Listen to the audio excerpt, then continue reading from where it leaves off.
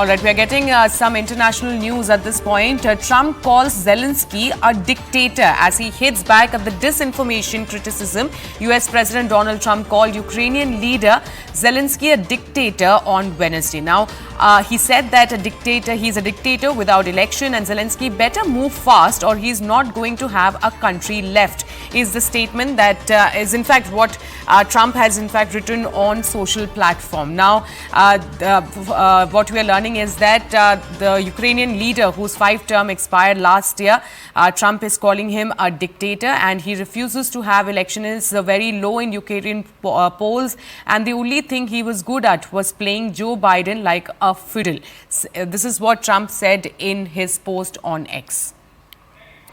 I'm now joined by CNN News 18's Akansha Swaroop. Akansha, there is clearly a policy shift that we are seeing as part of United States, because it was United States that provided funds and arms to Ukraine, and now they are in fact calling him a dictator.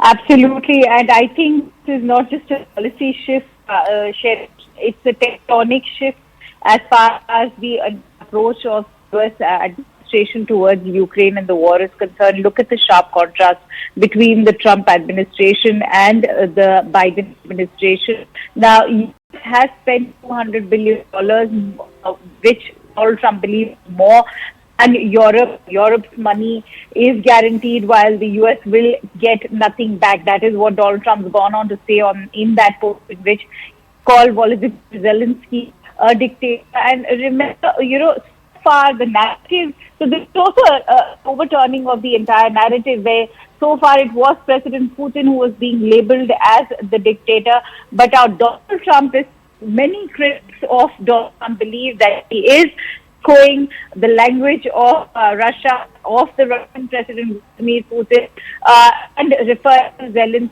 as the dictator. He's also questioned why there have been no elections in Ukraine so far. Of course, Ukrainians and the Ukrainian President Zelensky believe that 20% of his territory was very much under war, which is why they could not hold elections.